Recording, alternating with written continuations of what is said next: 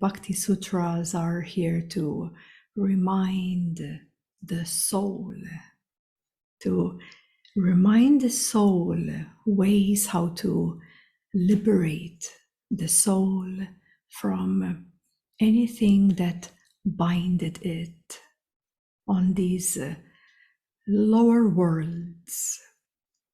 So the Bhakti Sutras have been very enlightening in a very simplistic way to remind ourselves that anything that we are binding ourselves with or attaching ourselves with, they are limiting us from experiencing the eternal bliss and the eternal love of God within. So the Bhakti Sutras are a path illuminating the path of love through practicing devotion. And devotion in the deepest level is devoting oneself to God. So it's not an object, it's not external, it is within your deepest core level where you surrender over and over, surrendering your own sufferings, giving it up, giving it away, realizing that suffering is not needed anymore, because as human beings we have lived through a lot of suffering. We have lived through division and separation. We have lived through duality. Perceiving life through duality is perceiving separation. That is its core, and thus it's so far away from the eternal bliss and love of God. So thus, through the path of surrender, giving up or giving away what is no longer needed to be identified as ourself, we become selfless. And we practice selflessness. And practicing selflessness thins out the ego. So when we find ourselves wrapped up in a story, you realize that you are supporting some kind of suffering. You are supporting the ego self. You are supporting something there, and that is a fixation or a hook. It restricts you. You may feel tense. You may feel something's weighing you down. And thus, from the higher level, there is this light of God and grace, where when we are willing to truly give anything up that comes in the way of the eternal love, then we give it away, we give it up, we allow grace to uplift us, we allow the divine masters and teachers from above to overlight their light upon us and help us to uplift us from this land of illusion that we have been born into. And this land of illusion is so immersed, I must say, so immersed in our life experience that we made it to seem normal, to be so attached to the external worlds, and also the subtle external worlds too, such as being attached to thoughts, being attached to emotions, being attached to energies, and that created a certain binding. It's like our soul became a prisoner of these external subtleties of the universe. And our soul, ultimately, it wants to be free.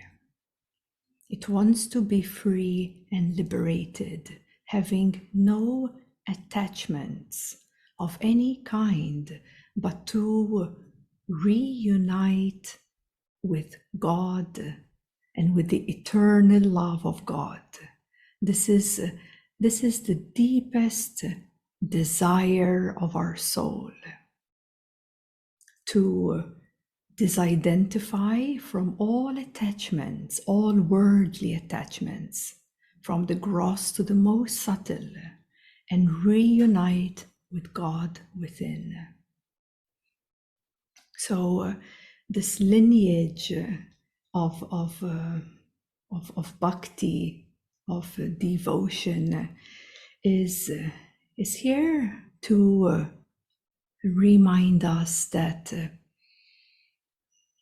God, the eternal divine love and the eternal divine light, is available to everyone, but yet it's so rare for a soul on this earth to be absolutely liberated from all attachments and to have the opportunity to reunite and immerse oneself back into this bliss and love of God.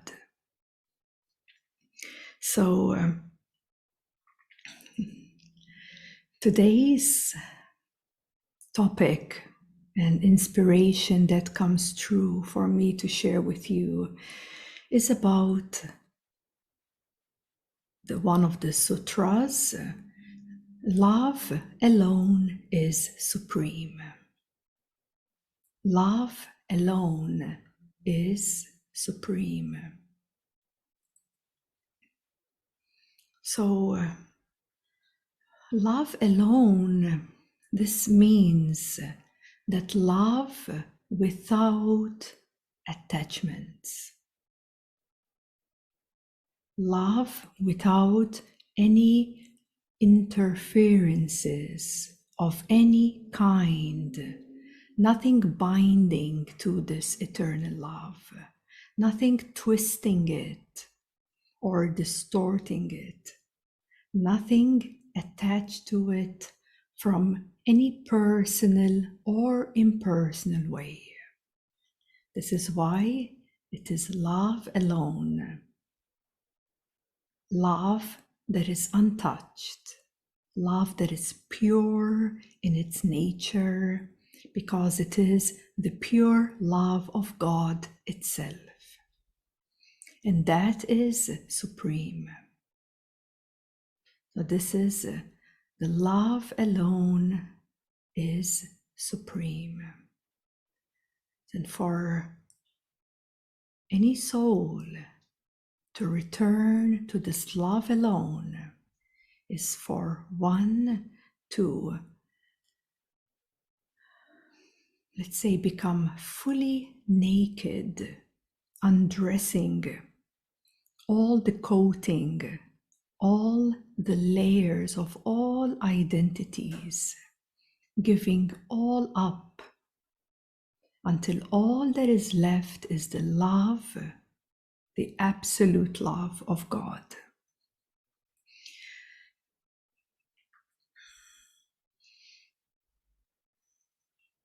And so now we can reflect upon this and contemplate on what is precious. How do you put value on something?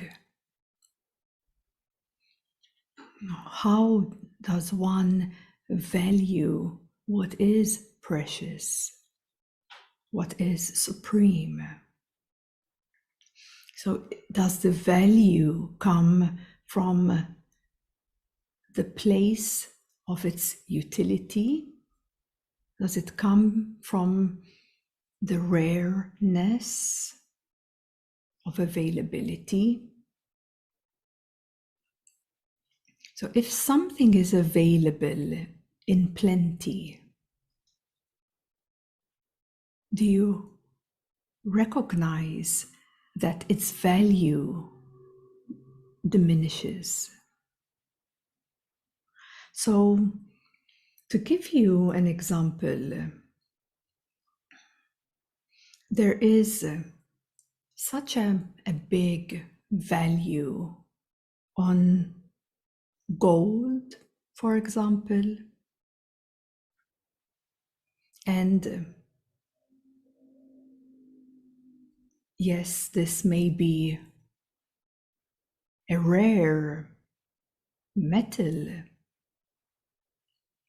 but yet people may work many hours and many jobs to save money, for example, and invest in gold and have this certain value to that gold, so to speak. But on the other hand, does anyone value as much as gold, for example, iron? Yes, it's the iron that is a necessity to have in our body for us to be able to function. Without iron in our system, we may faint and not have any energy and power to do anything. And is this iron in our system valued? Nobody speaks how important iron is. You see, and so thus, when you evaluate and you start contemplating, what is necessary? Is it the gold that everybody so much adores and wishes to have, for example, because it's so valued, but useless compared to the iron in our system, or any health, or any vitamins, anything that supports this system of ours to be healthy. So when you really look at the psychology of the collective, humanity, something is really it doesn't fit very well. It's like, do we value the water we drink? Do we value the air we breathe? Do we value the earth? But apparently not, because none of these essentials, highly valuable components, they are all destroyed. They're all toxic. And it's crazy when you look at what is valued here on earth. Money is valued, but yet people work so much and destroy their well-being and mental state to feel, for example, them being rich. They value that more than their state of being. Everything is so reversed and totally opposite of what the naturalness is.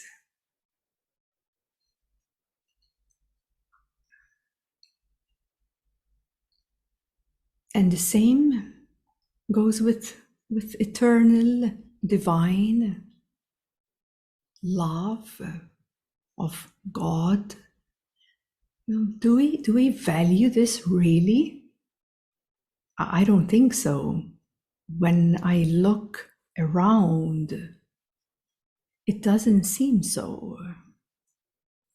It's like divine God, an experience of that is forgotten within this civilization. It's forgotten. Is there any ways how people prioritize to give up their attachments and addictions to all worldly activity and give their power to divine within, to God within? You don't see that happening so often either. But people give more of their power to worry, for example. You know, that there is more value in worry, there is more value in fear, there is more value in anger, there is more value in lust and greed. It's given a lot of power, a lot of energy. And yet what is the most precious, the most pure, is forgotten. Is forgotten.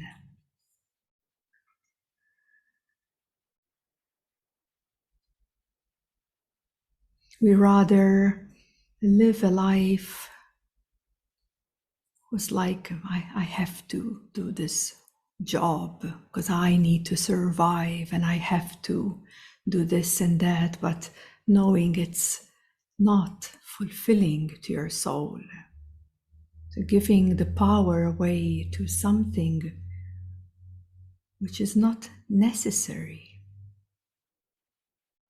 So we have to, in a way, reverse this system, this structure, and return to a more natural way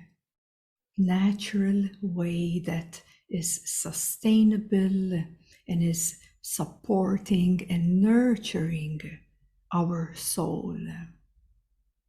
And through the nurture of the soul, meaning being in absolute alignment with our soul's path, soul's purpose, and prioritizing the eternal love, the supreme, before anything else.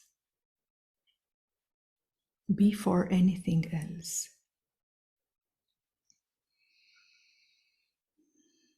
It's like how many times we find ourselves worrying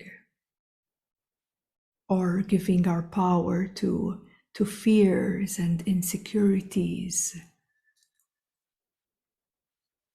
wasting so much of the spiritual energy that can be utilized for a much higher purpose.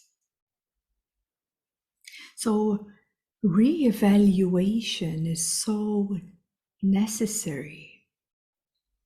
Yes, it's so important for us because something you were committed to maybe a few years back may not make sense now.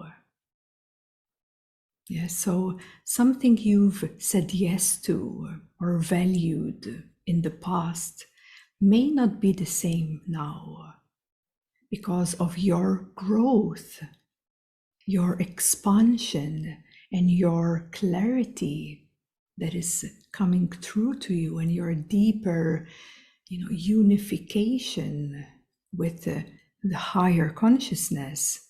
Your values, they change. And as we are now coming to the end of the year, this too may be implemented. Yes, to re-evaluate what is precious.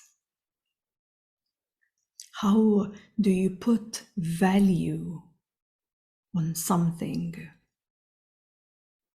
Yes, and reevaluating that will support the liberation of your soul, not to take anything for granted. Yes, and allow yourself to complete what is ready and mature enough to complete and give away, move forward, so to speak, rise above, transcend the ways that are expiring. Yeah, so that you can keep uplifting your spirit and soul to live, to bring divine here in your life experience in this lifetime.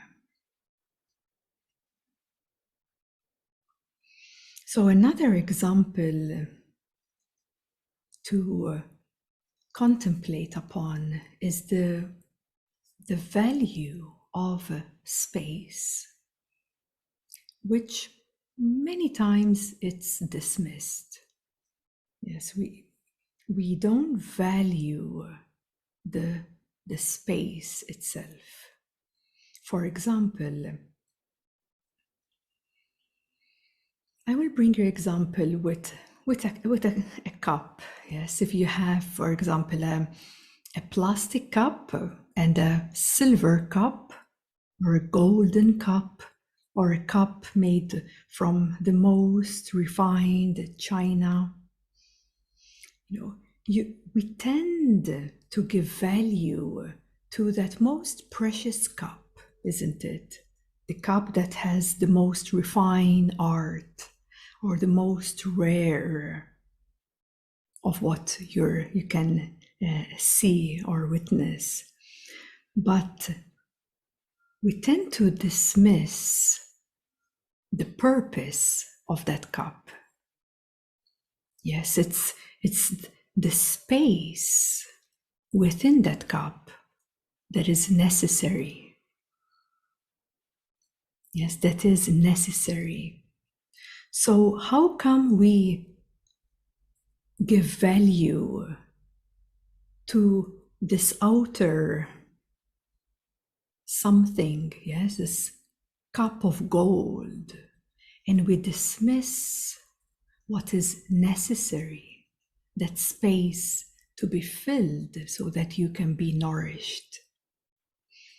And I'm bringing this example because I see that as this body vehicle. This body vehicle, it's okay, it's a shell, like a cup.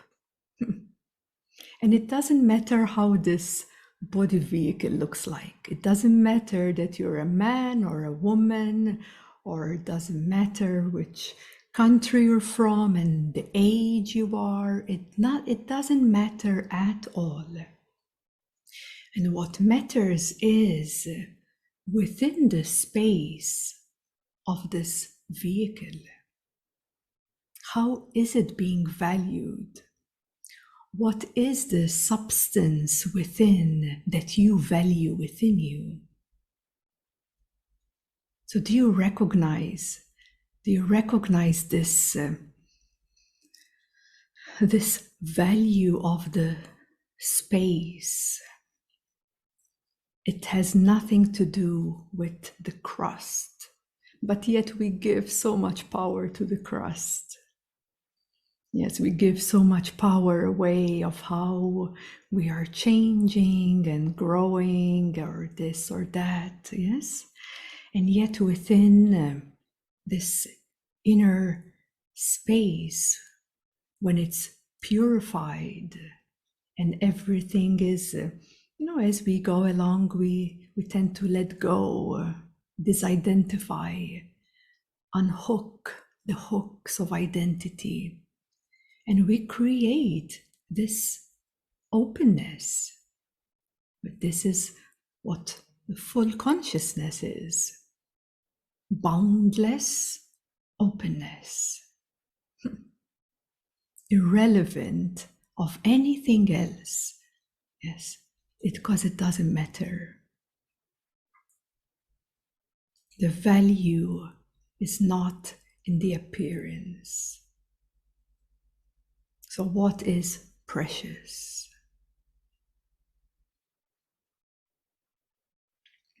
And this is a really great way to contemplate, reevaluate, and give priority, prioritize the love supreme.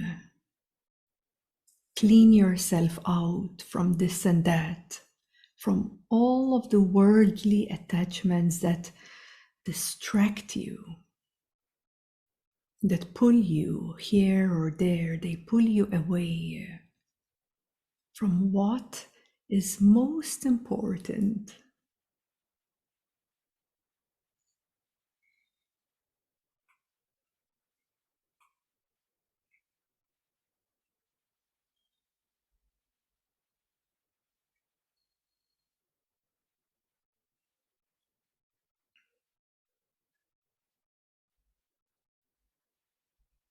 So we have a question, and I would like to explore this question with you.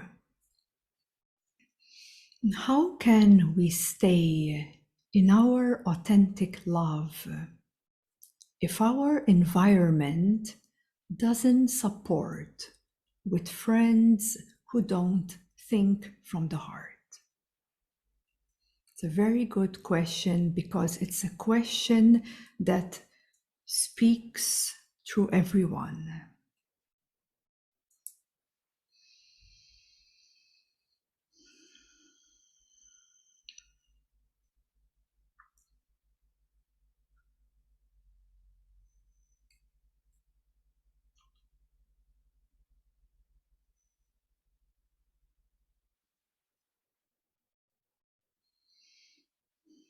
We have to acknowledge that not everyone is aware or has undergone a certain amount of inner conscious work and healing and transcendence of the lower vehicles of consciousness. So whether they are friends, whether they're family, or whether acquaintances or co-workers, we face this in our daily life. And it may touch you or feel saddened about it, because from your heart and soul you truly wish that others could have the same opportunity that you had, have the same opportunity to be so close, so intimate with your heart of hearts, with your soul and higher vehicles of consciousness, and with divine God within. But yet, not everyone is ready yet, or else everyone has their own pace, their own timing. And so you may recognize this. There's a difference, a big difference sometimes. And when you have worked through your own self and opened up, you may see how the other one is more restricted and self-limiting, and so many dense conditionings playing out there. What do you do? Well, first of all, you can't push people or try to make them see what you see, because it's obviously clear that that is not the case in this present. Maybe the future will change that, but now it's not the case. So to stay in your authentic love is to be free in love, to be free, meaning that's the ultimate realization that love is free, love is untouched, love alone is supreme. And from that place, you do not waver. Yes, you do not waver yourself or dim this love of God pouring from you. So you do not waver, you abide in your authenticity of that love. And what you could do is practice compassion, because compassion helps to transcend any suffering present, consciously or unconsciously, in the other. It allows you to not grip with the environment that doesn't feel or live from the heart. So thus you stay open, you stay free, untouched. It doesn't mean you don't feel for another. Most probably you are all empathic. You feel people suffering. You feel people, what they're going through. But you can guide when necessary or when there is an opening, an invitation, because otherwise it's not received. Otherwise, it's not even heard. And when you stand and abide in the authentic love, you become a role model. No need to say anything or teach anything or guide anything, but out of your actions, out of your immense love or unconditionality, then that may or may not, no expectations, may touch their heart or soul at some point. So when you don't have expectation, then you remain in your authentic love. But if you have expectation of another, if you have judgment, then you're bound to get wavered, so to speak, into that narrative. So abide where you are and be free. Be free. Do not impose, but yet be aware that if someone is feeling you or starting to recognize something in you, in their own time they will surely come. But otherwise, if they're not living from their heart or their soul, you still be you. Yeah, you still abide in your authentic love without expectations for anyone to change or become something else.